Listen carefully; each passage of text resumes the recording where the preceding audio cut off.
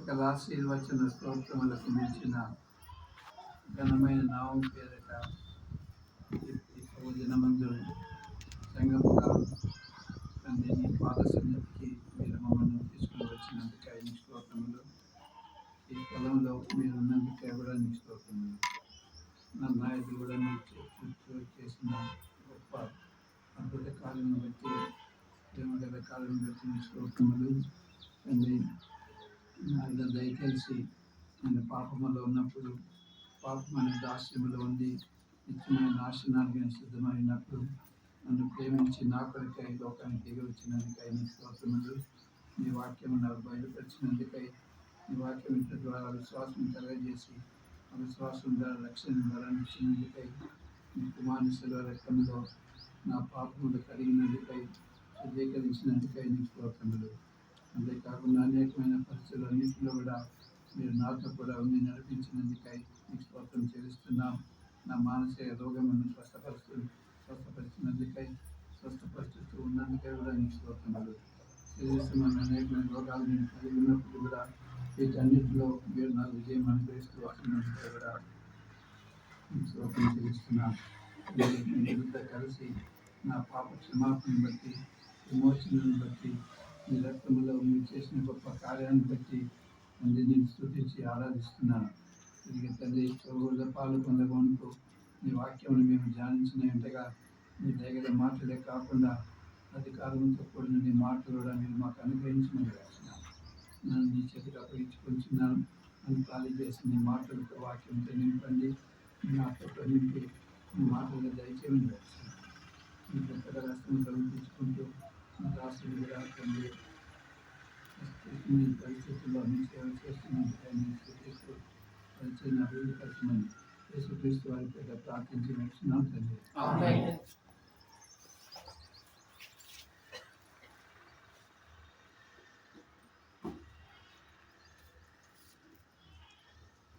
దేవుని వాక్యంలో నుండి మత్తయి సువార్త 28వ అధ్యాయం ఆఖరి అధ్యాయం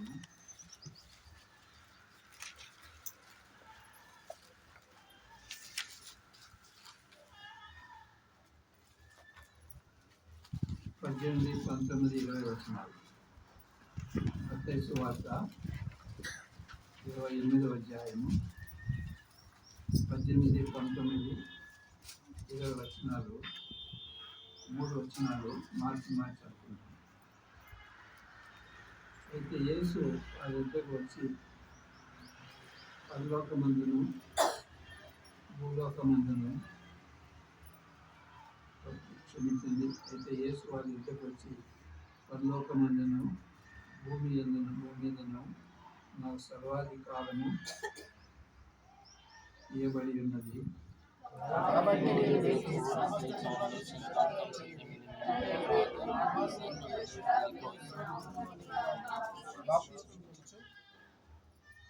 నేను మీకు ఏ సంగతులను ఆజ్ఞాపించుతున్నో వాటన్నిటినీ గైకొనవలెనని వారికి బోధించుడి.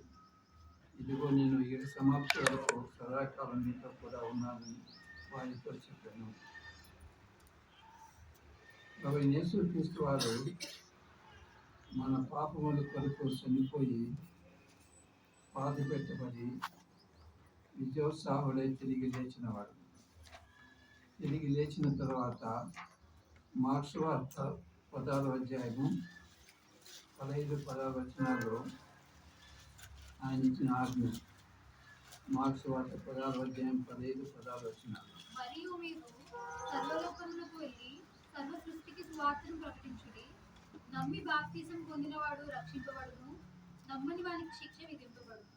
మీరు సర్వలోకమునకు వెళ్ళి సర్వ సృష్టికి సువార్తను ప్రకటించుడి. అందుకే ఈ దినాల్లో మనమందరం యొక్క ప్రార్థన సువార్త ఆటంకము కలిగించిన ప్రభుత్వములు రావాలని కోరుకుంటున్నాం, ప్రార్థిస్తున్నాం. మత్తయి సువార్తకు వచ్చినప్పుడు 19, 20 వచనాల్లో 3 ఆజ్ఞలు ఇస్తున్నారు.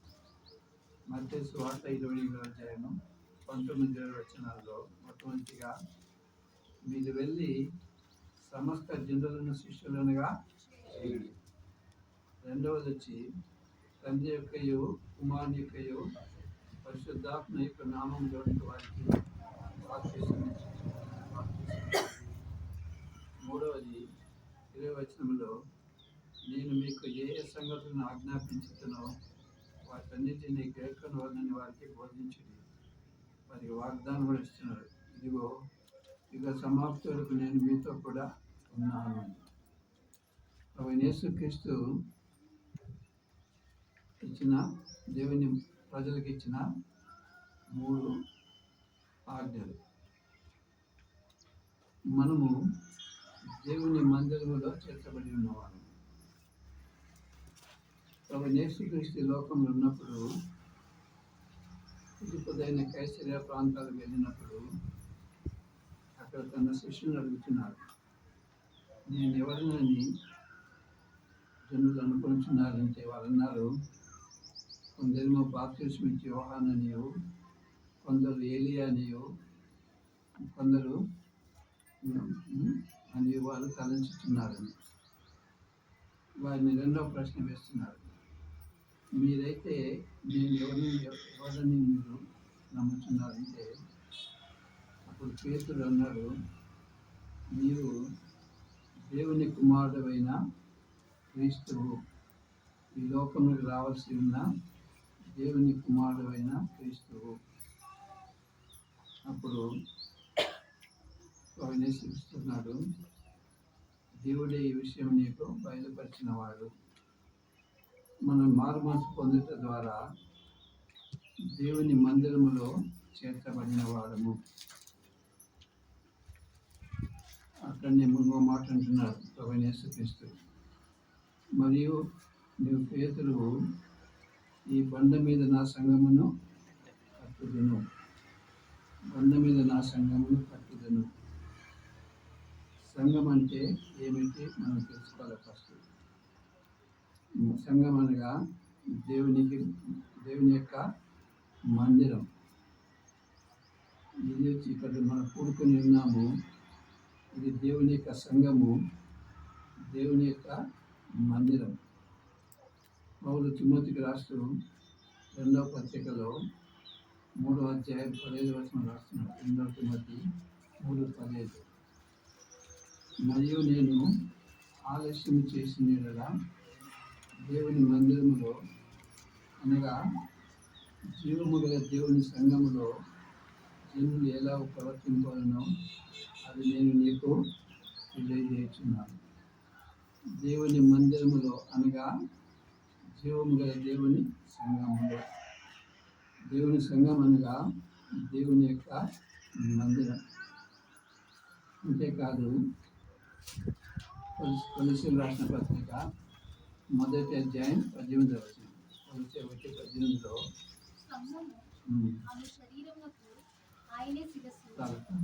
సంఘమును శరీరమునకు. దేవుని సంఘం అనగా దేవుని మందిరము. రెండవది వచ్చి క్రీస్తు యొక్క శరీరం. మనం ఏనాడు రక్షణ పొందినామో, మనం యూదులమైన, క్రీస్తు దేశస్థులమైన, దాసులమైన, స్వతంత్రులమైన మనమందరం కూడా ఒక్క శరీరంలోనికి దేవుని ఆత్మ చేతనము బాప్తిసము పొందిన వారము.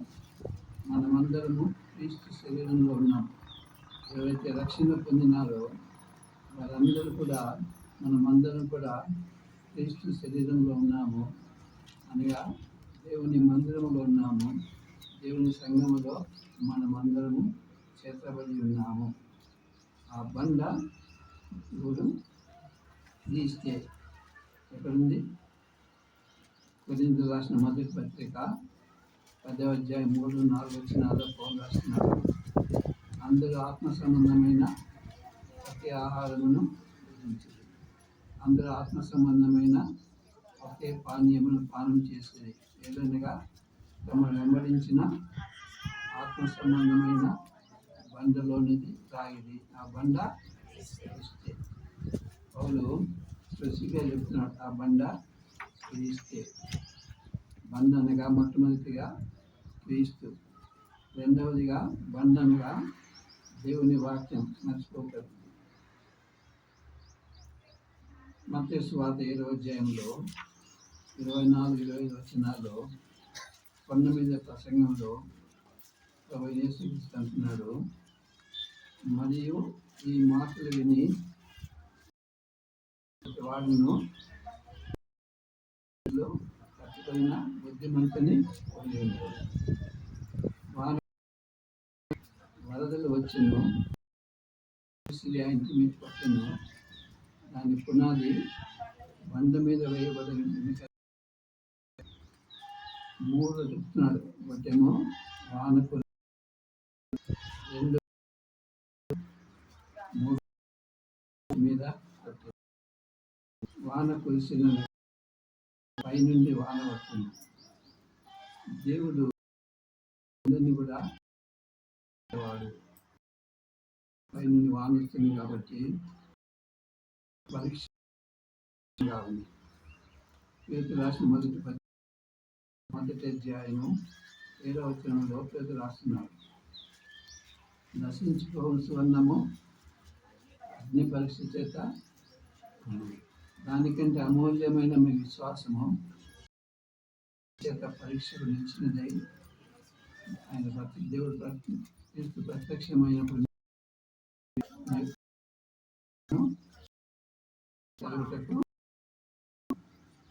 కనుక నశించి అగ్ని పరీక్ష వల్ల సిద్ధపరచబడుతున్నది.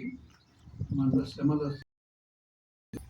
దేవుడు మనసు ఆయన రాజ్యము కొరకు సిద్ధ పరలోకంలో సమృద్ధి అయిన ప్రవేశం కలిగించడానికి కొరకే ఆయన మనల్ని సిద్ధపరుస్తున్నాడు.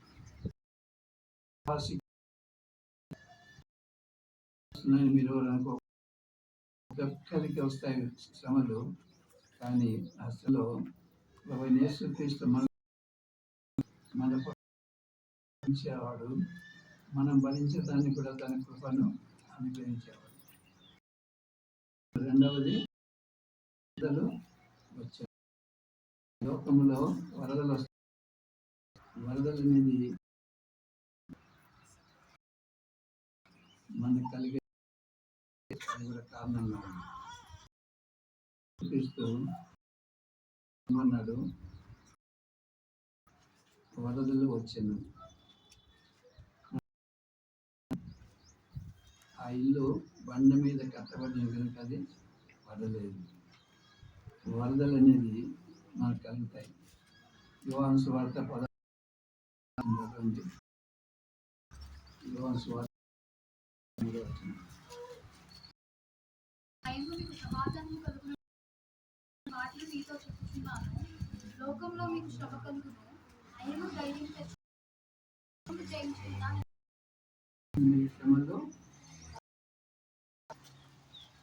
ఒకటేమో పైన ప్రభు యేసుక్రీస్తు మనం పరీక్షించేవాడు. రెండవదిగా లోకంలో మీకు శ్రమలు కలుగును, ధైర్యం తెచ్చుకుంటే నేను లోకమును జయించున్నాను. వరదలు అనేది లోకంలో వచ్చే శ్రమలకు సాదృశ్యంగా ఉంది. వాన కురిసిన వరదలు వచ్చిన మూడవది గాలి విసిరి ఆ ఇంటి మీద. ఈ గాలి అనేది అపవాదికి సాదృశ్యంగా ఉంది. పేతురు రాసిన మొదటి పత్రిక 8వ వచనంలో అక్కడ పేతురు రాస్తున్నాడు, మీ విరోధైన అపవాది గర్జించే సింహం వలె ఎవరిని మిగులుతున్నాని ఎదుగుతున్నారు. అపవాది అనేక విధములుగా మనం శోధించి మనం పాపములో పడిపోవాలని వాడు అనేక విధములుగా మనం వెంటపడే వాడుతూ ఉన్నారు. కనుక మనము ధైర్యంగా క్రీస్తు నుండి మనకు అనుగ్రహించిన విజయం ద్వారా వారిని ఎదుర్కొనవలసిన వారిని నిలవలసిన. రెండో విషయం అన్నాడు, మీరు వెళ్ళి సమస్త జనులను శిష్యులనిగా. ఈ మూడు విషయాలు అంటే శిష్యులుగా ఇది మర్చిపోవడం. శిష్యుల పూర్వకాలంలో శిష్యులు బోధకులైన ఉండేవారు. గ్రీకు భాషలో శిష్యుడు అనగా విద్యార్థి, నేర్చుకునేవాడు. మనమందరం కూడా విద్యార్థుల వారంగా ఉన్నాం. నేర్చుకేసి నికోదేము అన్నాడు, కొత్తగా జన్మించితేనే దేవుని రాజ్యమును మీకు నిశ్చయం. యోహాను సువార్త 3వ అధ్యాయం 3వ వచనం. జన్మించినప్పుడు మనం శిశువులుగా జన్మించిన వారం. మన ఇంట్లో పిల్లలు పుట్టినప్పుడు వారికి నడక నేర్పించేవారము, వారికి మాటలు నేర్పించేవారము. అదేవిధంగా ప్రభు యేసుక్రీస్తు యొక్క బిడ్డలముగా, శిష్యులముగా ఆయన మనకు నేర్పించేవాడుగా ఉన్నారు. ప్రభు యేసుక్రీస్తు గురించి రాయబడిన మాట లూకా అధ్యాయం 2వ వచనం. ఆయన వయస్సునందును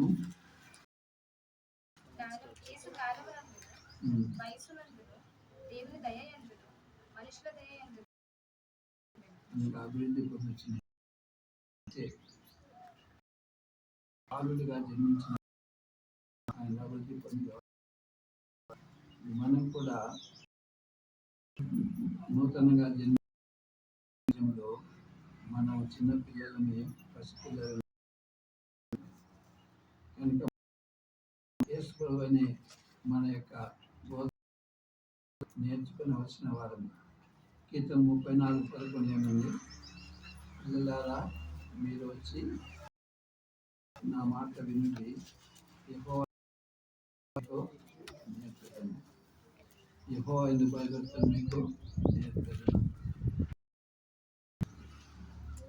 దేవుని భయభక్తులు నేర్చుకుని వచ్చిన వారం. సామెతలు 22వ అధ్యాయం 6వ వచనం.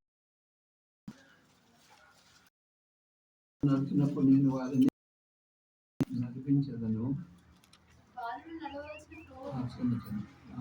పెద్దవాడు బాలు నడవలసిన త్రోవను నుండి కనుక మనము నేర్చుకొని వచ్చిన వారంగా ఉన్నాం. మన పిల్లలు కూడా మనము నేర్పించవలసిన వారంగా ఉన్నాం. అప్పుడు దేవుడు పిల్లలను ఆశీర్వదిస్తాడు. పిల్లలు కూడా దేవుడు ఇచ్చిన వాగ్దానాలు ఏమంటే యెషయా 54:13 యెహోవా చేత ఉపదేశము పొందెదరు. ఈ పిల్లలందరూ యెహోవా చేత ఉపదేశము పొందెదరు. తర్వాత ఏమన్నా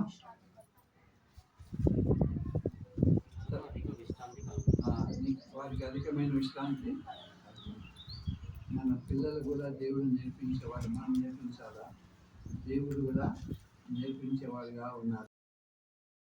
యెషయా 49:15 వచ్చిన వాక్యంలో ఒక మాట ఉంది, మీ పిల్లలు రక్షించదను. శత్రువు చేతుల్లో నుండి ప్రభువైన యేసుక్రీస్తు మన పిల్లలను కూడా రక్షించేవాడుగా ఉన్నాడు. మన పిల్లల పక్షముగా మన బాధ్యత తీసుకొని వారికి నేర్పించవలసిన వారముగా ఉన్నాం. మనము విశ్వాసులు అనగా మన విద్యార్థులను నేర్చుకున్న వారము. రెండవదిగా మన విద్యార్థులను మనకు లెక్చరర్ లేకపోతే మనకు బోధకుడు, టీచర్ ఎవరు? ప్రభువైన యేసుక్రీస్తు. ప్రభువైన యేసుక్రీస్తు ఆయన మనకు బోధించేవాడుగా ఉన్నాడు. మత్తయి సువార్త 23వ అధ్యాయం 8వ వచనంలో ప్రభువైన యేసుక్రీస్తు శిష్యులకు చెప్పిన మాటలు. మత్తయి సువార్త 23:8.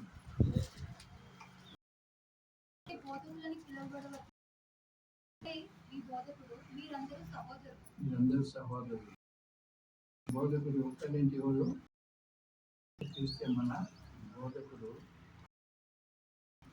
ఆయన మనకు యేసుక్రీస్తు చెప్పిన మత్తయి సువార్త 11 ప్రయాసపడి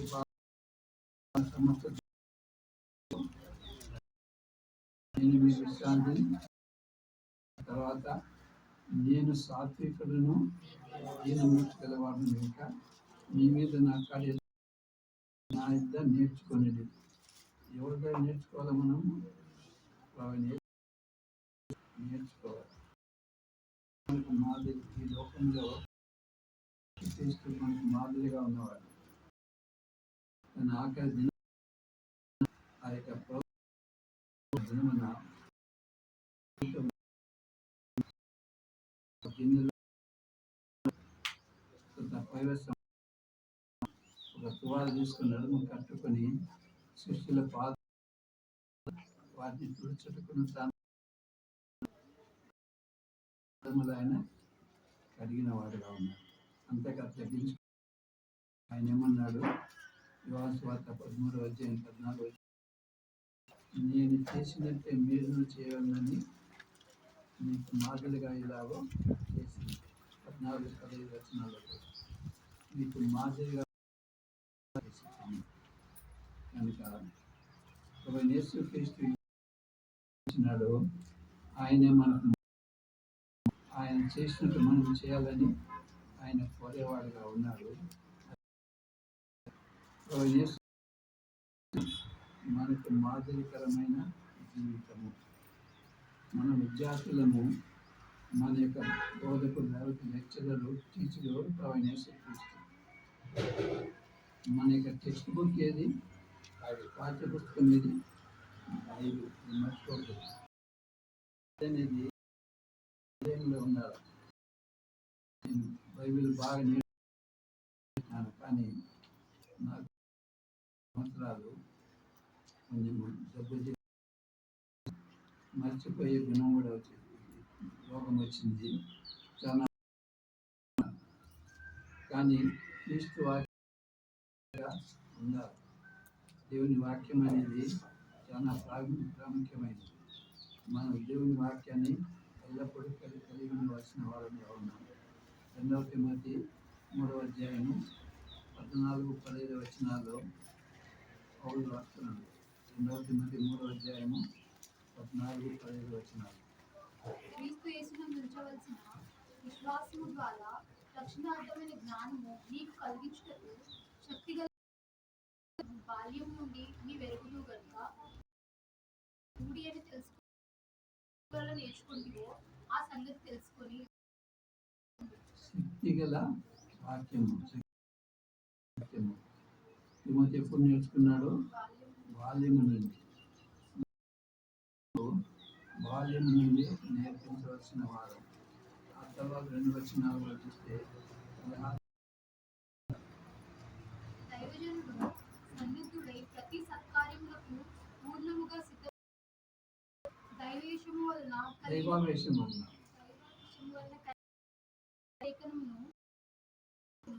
ఖండించుటకును నీతియందు ప్రయోజనకరమై ఉన్నది.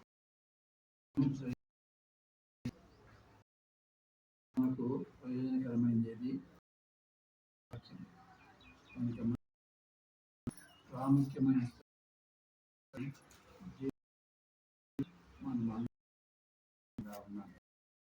మన విద్యార్థులు యేసుక్రీస్తు మన యొక్క టీచరు. బైబిల్ అనేది మన టెక్స్ట్ బుక్. మన యొక్క దేవుని యొక్క సంఘం, దేవుని యొక్క మందిరం. అపోస్తలుల కార్యములు 2:40 అక్కడ రాయబడింది. విశ్వాసం గురించి ఈ అపోస్తలుల బోధనను, సహవాసమందును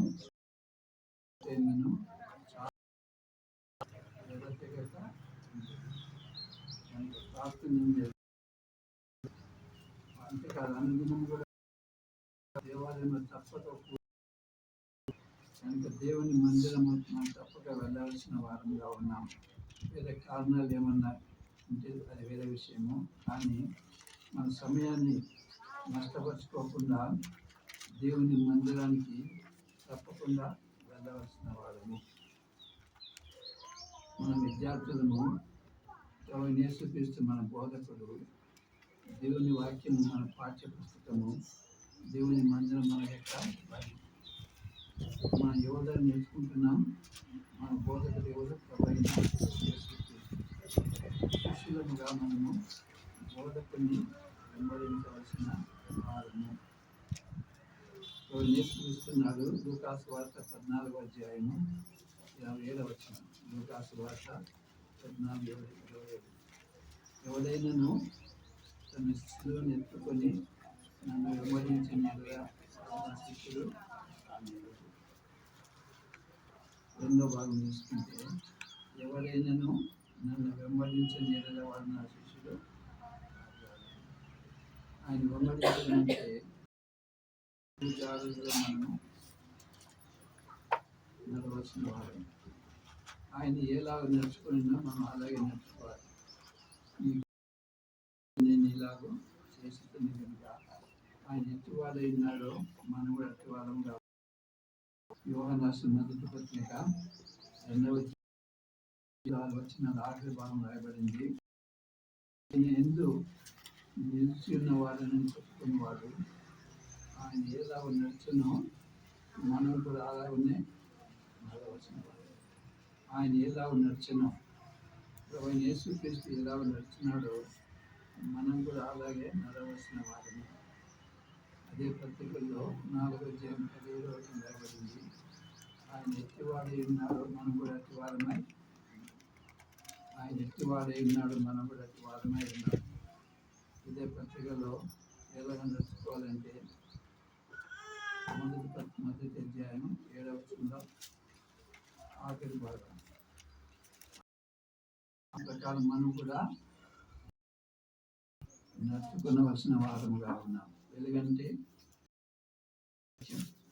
ఆయన వెలుగులో ఉండాలా, వెలుగులో నడుచుకునవలసిన వారముగా ఉన్నాం. అది మర్చిపోకూడదు. మనం నడవలసిన వారముగా ఉన్నాం. వాక్యము నుండి ఆజ్ఞలను మనం లేకొని వాటి ప్రకారం ప్రవర్తించవలసిన వారముగా ఉన్నాం. ఆ తర్వాత ఆయన వెలుగులో ఉన్న ప్రకారం మనం వెలుగులో నడవలసిన వారము. 3వ అధ్యాయం ఇదే పత్రిక 3వ వచనంలో ఆయన యందు వాడును ఆయన పవిత్రుడై ఉన్నట్లు తను పవిత్రునిగా చేసుకున్నాను. పవిత్రుడనగా కల్తీ, గ్రీకు భాషలో కల్తీ. మన జీవితంలో కల్తీ ఉండకూడదు, అనగా కపటం అనేది ఉండకూడదు, వేషధారణ ఉండకూడదు. అతివాడై ఉన్నాడు మనం కూడా ఈ లోకంలో అతివాదమై మనం ఉండవలసిన వారము.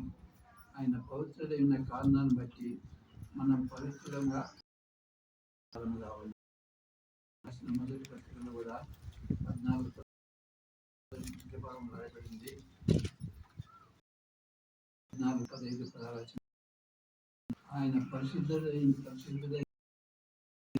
మీరు సమస్త ప్రవర్తనలో ఇంకా పరిశుద్ధుల మనగా ప్రత్యేకింపబడిన వారము, పాపము నుండి వారము, లోకం నుండి ప్రత్యేకింపబడిన వారము, ఆచారం నుండి ప్రత్యేకింప ఆయన వెలుగులో నడిచినట్టుగా వెలుగులో నడవాలా, ఆయన పరిశుద్ధులుగా ఉండాలా. ఆయన పరిశుద్ధులై ఉన్న ప్రకారం మనం కూడా పరిశుద్ధులముగా ప్రత్యేకింపబడిన వారముగా ఉండాలి. అది మర్చిపోకూడదు. ఈ దినాల్లో మన విశ్వాసులు అనేకమైన లోక సంబంధమైన విషయాలు జరిగించే వారు ఉన్నారు. అది మనం చేయకూడదు, వాక్యానుసారం కాదు. ఒక సహోదరుడు దినాల్లో తన భార్య యొక్క దినాన్ని ఆచరించిన వాడు. అదేమంటారు, దాన్ని జ్ఞాపకార్థ కోరిక. అది దేవుని వాక్యంలో లేనిది. మా అమ్మ ఈ లోకం విడిచిపెట్టిపోయింది, మా తమ్ముడు విడిచిపెట్టిపోయినాడు, మా బావ కూడా విడిచిపెట్టిపోయినాడు. మా ఎవరికి కూడా సమాధి చేయబడిన తర్వాత ఎటువంటి కార్యక్రమం కూడా మేము చేయలేదు. మా తమ్ముడు చనిపోయినప్పుడు కొంతమంది వేరే సంఘస్థులు వచ్చినారు. వారు అన్నారు, జ్ఞాపకార్థ కోరిక పెట్టినప్పుడు చెప్తాము. అప్పుడు మాకు ఏమీ లేదు. మనం ఏమి సంబంధం లేనివి, ఈ లోక సంబంధమైనది మనం ప్రత్యేకమైన వారముగా రాసిన మొదటి పత్రిక, క్షమించండి, ఎఫ్ఎస్సీ రాసిన పత్రిక 5వ అధ్యాయం, 5వ అధ్యాయం మొదటి వచనం.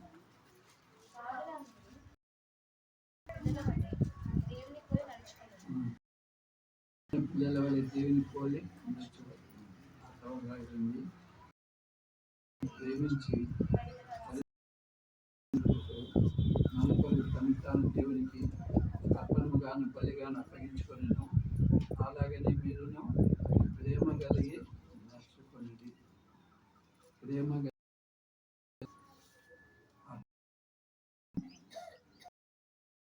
చూపించే వారంగా ప్రేమ ఉంటే మీద మనం నిరారోపణ చేయము.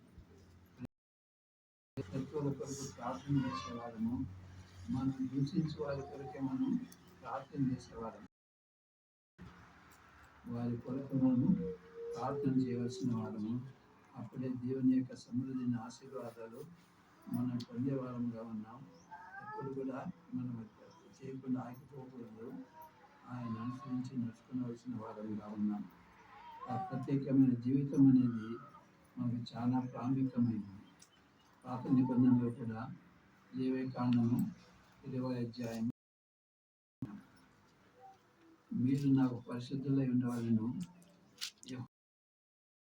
పరిశుద్ధులు మీరు నా వారా ఎన్నినట్టు అన్ని జనులను నేను మీకు ఏర్పరచుకున్నాను.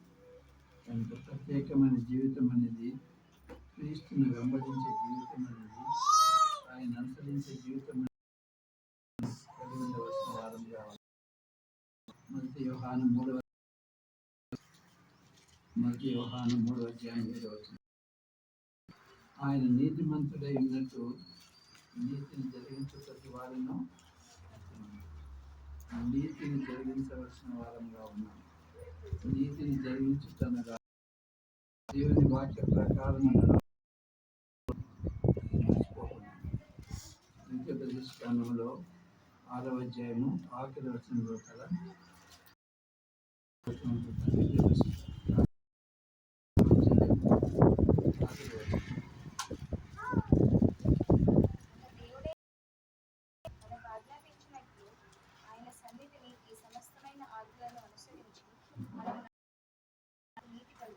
ఈ సమస్త నుంచి మనము అనగా దేవుని వాక్యంలో ఉన్నాయి. ఈ వాక్య ప్రకారము మనం నడుచుకొని ఆయన సాత్వికము, ఆయన వినయము, ఇవన్నీ కూడా మనం కలిగి ఉండవలసిన వారంగా ఉండాలి. పౌలును అనేక విధములుగా ఆయన గొప్ప దైవజనుడు ఎంతో శ్రమపడిన వాడు, పరిచయం చేసిన వాడు. ఆయన పత్రిక 10వ అధ్యాయంలో ఆయన బలీయంగా ఉన్నాయి కానీ ఆయన శరీర రీతిగా బలహీనుడు. ఆయన ప్రసంగాలు హానివిగా ఉన్నాయి. దాని క్రీస్తు యేసు మృదుత్వం వేడుకొనిచున్నాను. కనుక మనం క్రీస్తు యొక్క సాత్వికత్వము కలిగి ఉండవలసిన వారు. లేకుంటే పైకి భక్తి గల వారము కానీ దాని శక్తిని ఆశ్రయించే వారంగా మనము ఉన్నాము. కపటం అనేది, వేషధారణ అనేది మనలో ఉండకూడదు. ఆ తర్వాత ఇంకోటి చూస్తే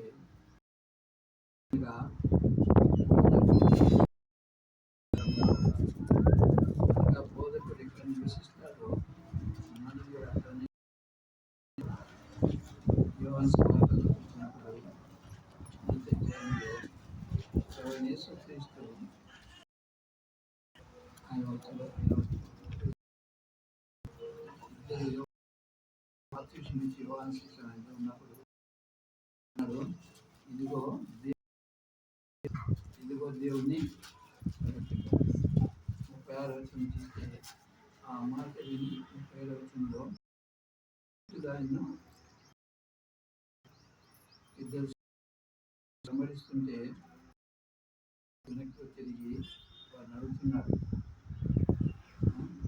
మీరు ఎవరు వెతుకుతున్నారంటే వారు రబ్బీ, మీరు ఎక్కడ కాపురము ఉన్నారు? రబ్బీ అనగా బోధకుడు. బోధకుడా, మీరు ఎక్కడ కాపురం ఉన్నారు?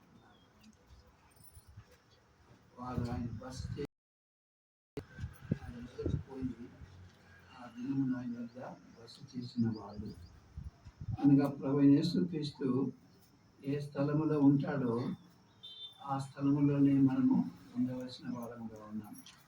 ఏ స్థలములో ప్రభువైన యేసుక్రీస్తు ఉండడో ఆ స్థలములో మనము ఉండకూడదు. ఈ లోకంలో ప్రభువైన యేసుక్రీస్తు లేని స్థలాలు అనేకమైన ఉన్నాయి. పబ్స్ ఉన్నాయి, ఇంకా రకరకాలు ఉన్నాయి. వీటన్నిటిలో కూడా పబ్స్ కాదు, అది పబ్. వాటిని అక్కడి మనం ఒకసారి నా మన్మరాలు సింగపూర్లో ఉంటుంది. ఎక్స్చేంజ్ ప్రోగ్రామ్ అనుకుంటుంటే ఆమె కెనడాకి వెళ్ళింది. కెనడాకి వెళ్ళినప్పుడు పక్కన రూమ్మేట్ ఆ పాప కూడా సింగపూర్ చెందిన పాప రోజు వచ్చి సాయంకాలం పప్పు గోదాం రమ్మనిందంట. నేను రాను అని పాప. ఆ దినం నుండి నా మనవరాలతో ఆమె మాట్లాడడం స్టార్ట్ చేసింది. దుస్తుల ఆలోచన చొప్పున నడవక, పాపల మార్గం నిలవక,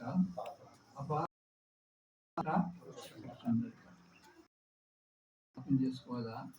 మనం మొదటి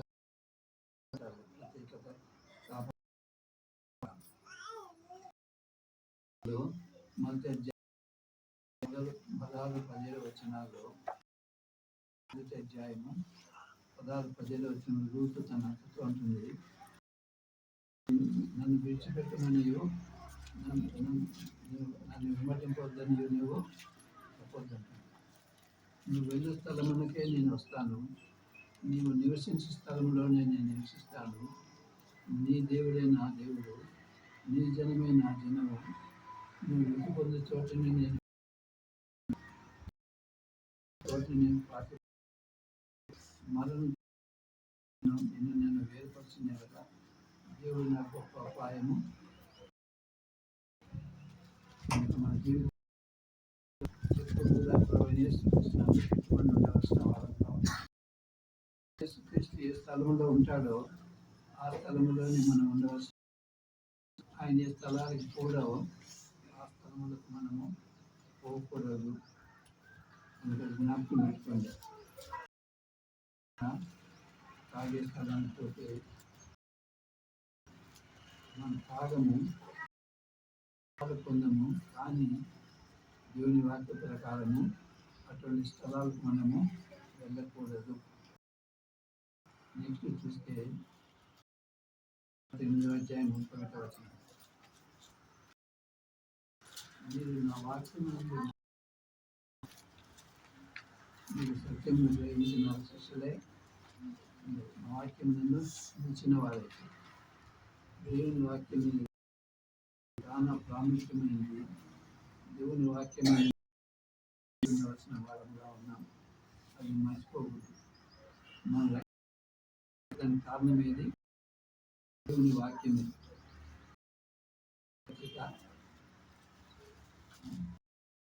అధ్యాయం 17 వచ్చింది.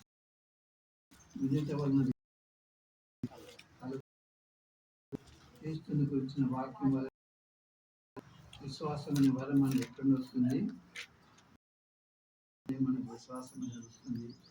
కాబట్టి మన పిల్లలు తప్పకుండా ప్రార్థన కలిగి ఉండవలసిన వారంగా ఉన్నాం.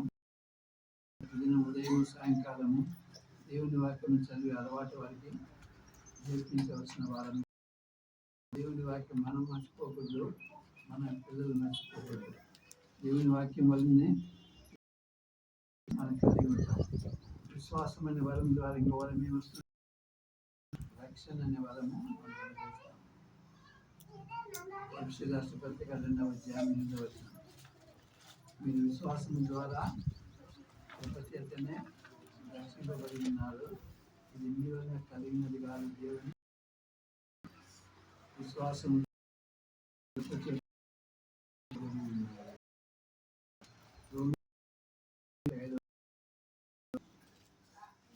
విశ్వాసం ద్వారా ఏమొచ్చి నీతి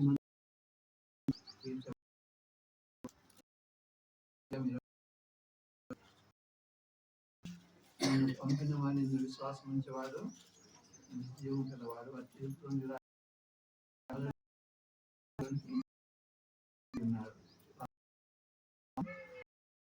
మొదటి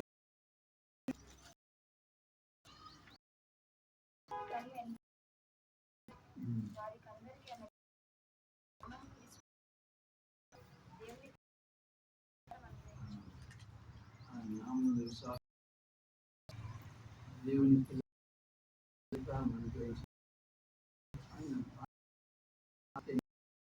పైకి పోతాము, వాళ్ళని పిలువబడతాము.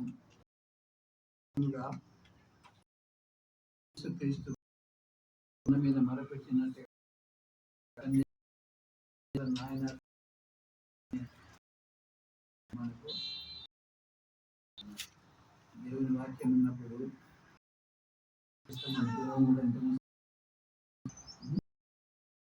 ప్రజలు వచ్చిన విషయాలు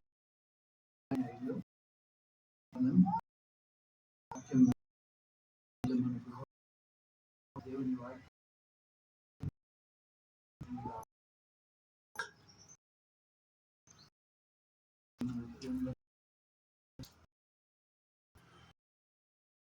దేవుని మాటలు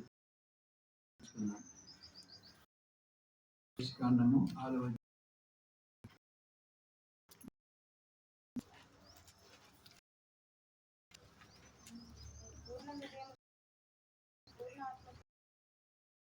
అధ్యాయం 4వ వచనం చదువుమా.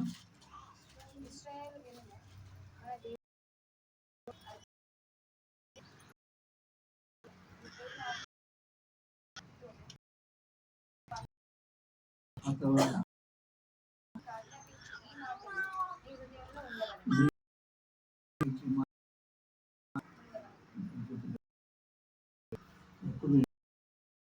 పండుకున్నప్పుడు కూర్చున్నప్పుడు చేతులు పాటకు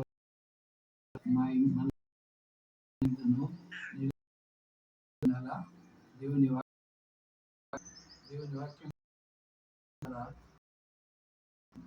మనం నడవలసిన వారు. 119 తమ నడతను శుద్ధిపరుచుకుందరు బట్టి దాన్ని జాగ్రత్తగా చేస్తున్నాయి కదా.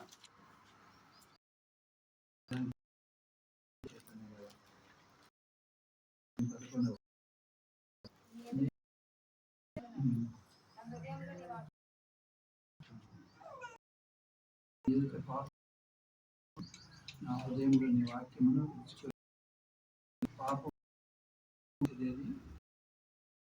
దేవుని యొక్క వాక్యం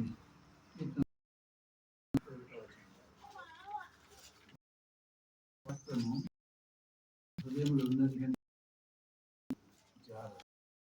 చదవండి. వారి హృదయంలో ఉన్నది 119:105 ఈ వాక్యం నడిచేటప్పుడు మనం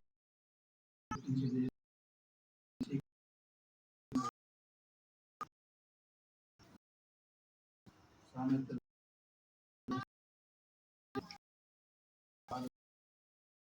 దీంతో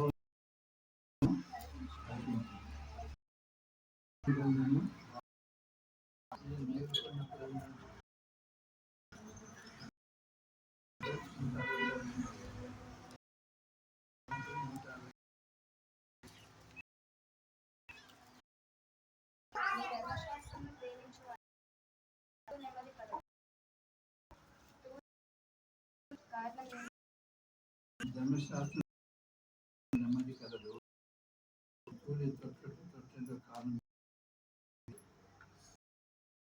శిష్యుడిగా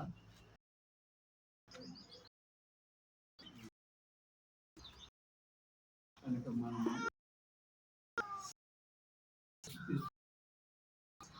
ఆయన